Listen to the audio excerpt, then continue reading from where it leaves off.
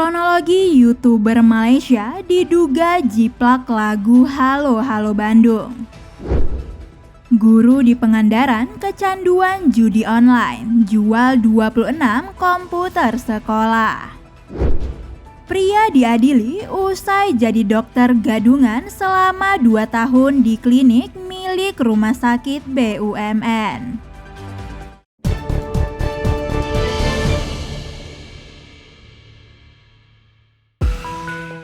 Malaysia kembali menjadi sorotan netizen Indonesia setelah akun YouTube berbahasa Melayu mengunggah lagu Hello Kuala Lumpur yang diduga menjiplak lagu Halo Halo Bandung.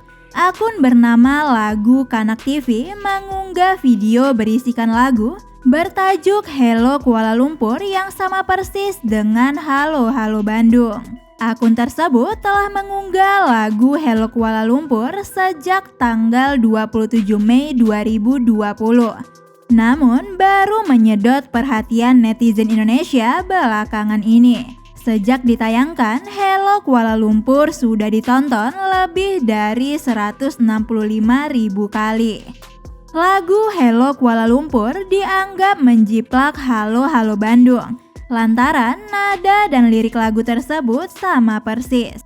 Halo Kuala Lumpur, ibu kota keriangan. Halo Kuala Lumpur, kota kenang-kenangan. Jika didengar, lagu Hello Kuala Lumpur hanya mengubah kata sapaan dan beberapa kata lain dari lirik asli Halo Halo Bandung yang merupakan karya Ismail Marzuki.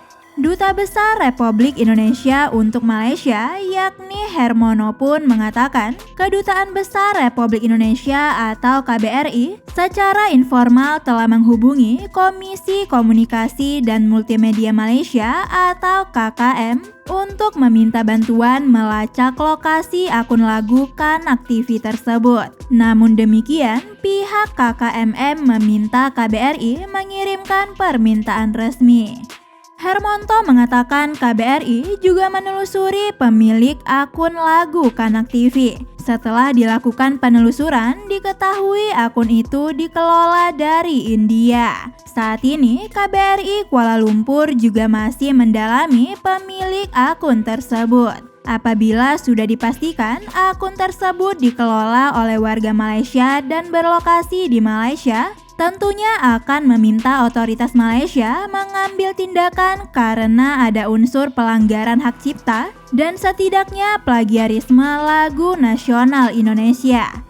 Sementara itu, Menteri Koordinator Bidang Pembangunan Manusia dan Kebudayaan atau PMK yakni Muhajir Effendi menyatakan akan menindaklanjuti dugaan penjiplakan lagu ini. Kementerian Pendidikan, Kebudayaan, Riset dan Teknologi Republik Indonesia atau Kemendikbudristek juga siap melayangkan gugatan atas dugaan penjiplakan lagu Halo Halo Bandung ini. Dirjen Kebudayaan Kemendikbudristek yakni Hilmar Farid menyebut sudah menghubungi pihak YouTube agar segera melakukan takedown atas video tersebut apabila menemukan kesamaan substansial antara dua lagu itu.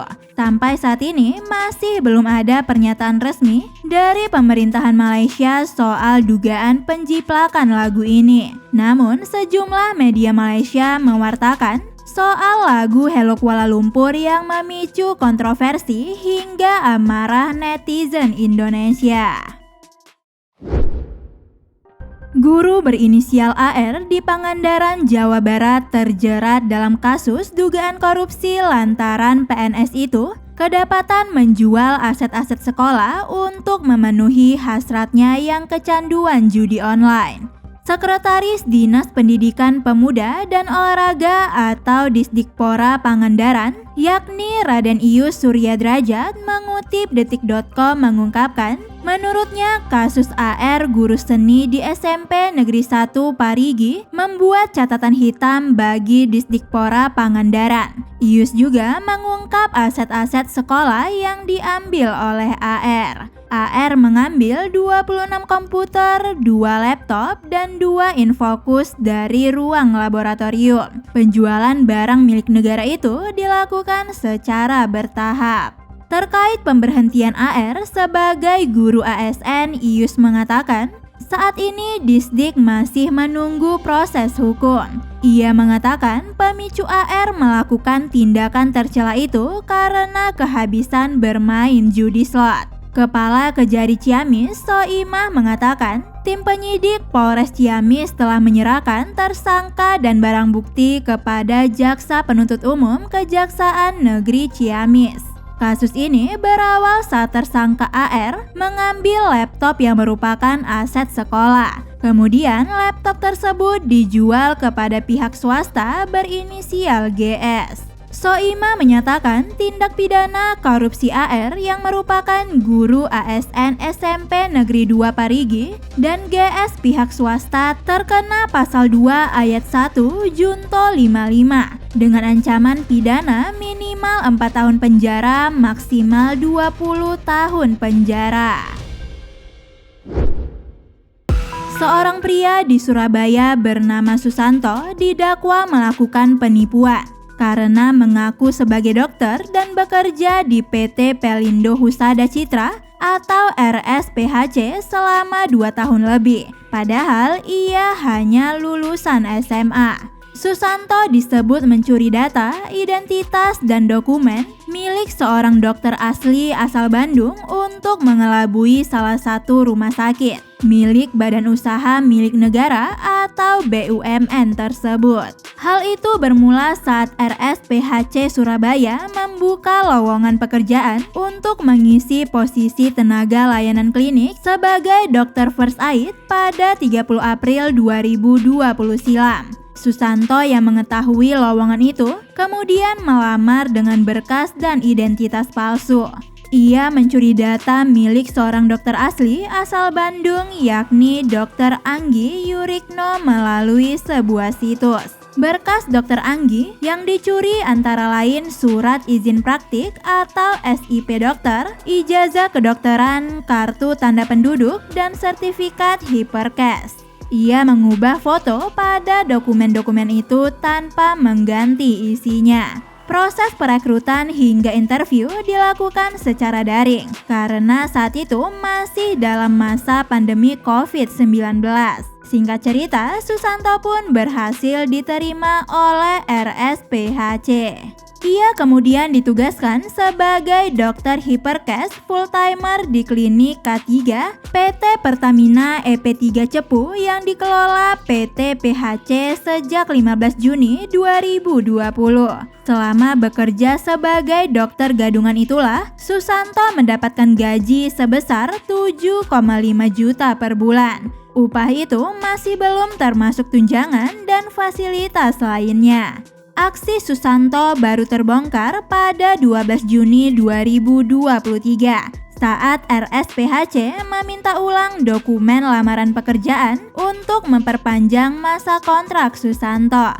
Saat dilakukan pengecekan, pihak manajemen ternyata menemukan sejumlah ketidaksesuaian pada berkas-berkas itu. Buntut kejanggalan itu, manajemen RSPHC lalu menghubungi Dr. Anggi Yurikno untuk klarifikasi. Kemudian diketahui yang bersangkutan selama ini bekerja di Rumah Sakit Umum Karya Pengalengan Bakti Sehat Bandung dan tak pernah sekalipun tahu apalagi melamar pekerjaan di Surabaya. Saat memberikan kesaksian, Dr. Anggi Yurikno asli mengaku merasa kecewa dan emosi karena berkas hingga identitasnya dicuri oleh Susanto.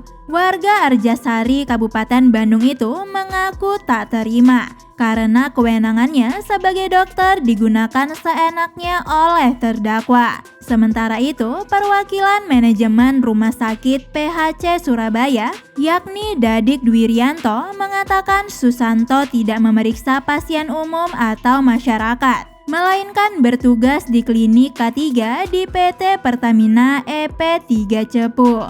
Sementara itu, melalui keterangan tertulis, PT PHC mengklarifikasi bahwa terdakwa Susanto tidak bertugas atau praktik melayani pasien umum. Dalam prosesnya, manajemen RSPHC telah bekerja sama dengan perusahaan tersebut guna melakukan tindak lanjut dengan melakukan penggantian dokter perusahaan serta melakukan evaluasi pemeriksaan kesehatan dasar yang diberikan kepada para pekerja. Dalam proses yang sudah berjalan di pengadilan, manajemen PT PHC akan bersikap kooperatif serta menghormati proses hukum yang sedang berjalan agar kejadian serupa tidak terulang kembali. Saat ini, Susanto didakwa dengan pasal 378 KUHP dengan ia dinilai telah melakukan tindak pidana penipuan untuk menguntungkan diri sendiri dengan memakai nama dan martabat palsu, tipu muslihat hingga melakukan rangkaian kebohongan.